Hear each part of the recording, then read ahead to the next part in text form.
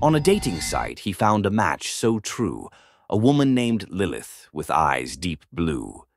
They laughed and they talked for months on end.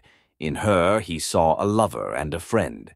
She seemed so kind, so gentle and sweet, the perfect woman he was thrilled to meet.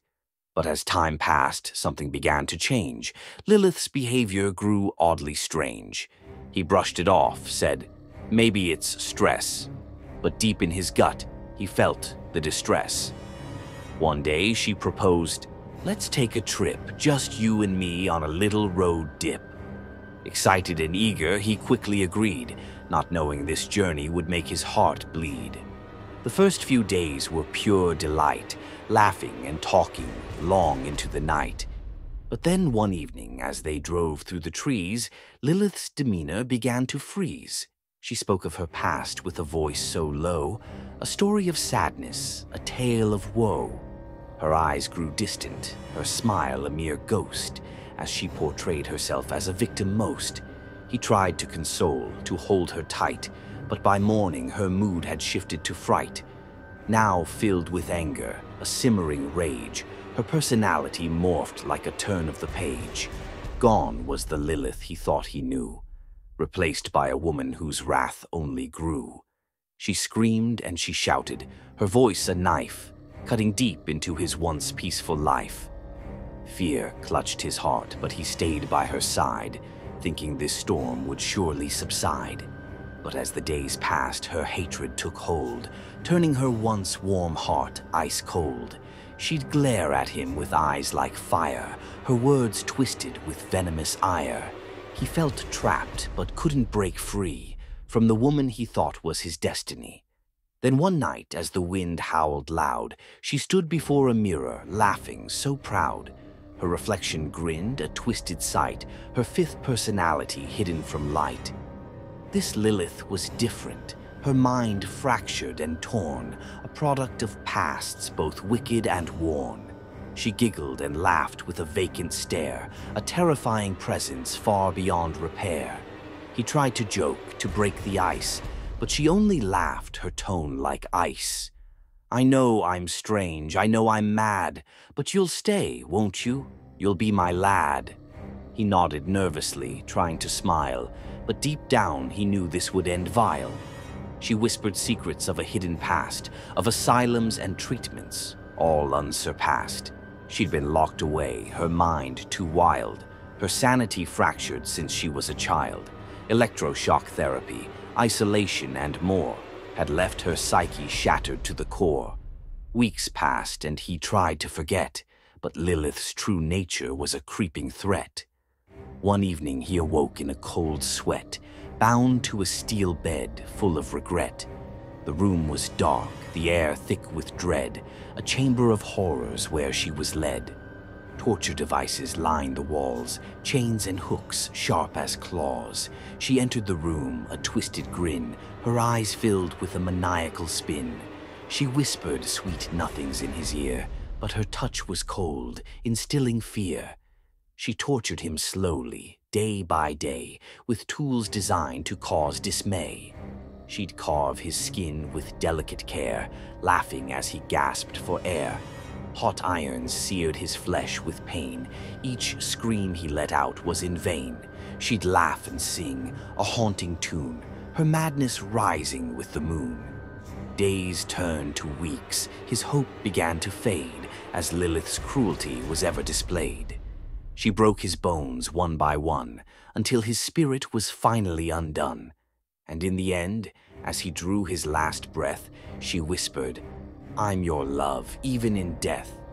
With a final kiss, she sealed his fate, leaving his body to slowly deflate. Lilith walked away, her mind at ease, another lover brought to his knees. She smiled to herself, a job well done, knowing her next victim was yet to come.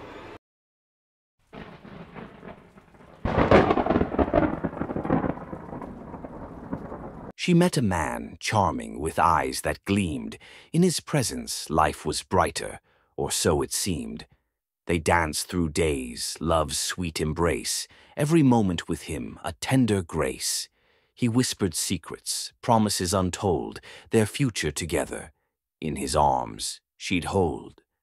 One evening he invited her to his place, a small apartment, quiet, not much space. She entered with a smile, but something was amiss, a smell so foul it ruined their bliss. The stench was thick, like rot and decay. It wrapped around her, wouldn't go away. She tried to ignore it, but it crept in her soul, turning her love into a dark, gaping hole. "What's that smell?" she finally asked, but he just shrugged, his face a mask. "It's nothing," he said, "just the building's age." But her instincts screamed, "It's more than just a stage." She couldn't stay, her mind in a whirl, so she broke up with him, a confused, heartbroken girl. As she left, a man walked by with eyes so cold. Something about him made her blood run cold. She'd seen him before, but couldn't place where. His gaze was like death, heavy in the air. Shaking it off, she walked away, leaving the apartment, her heart in disarray.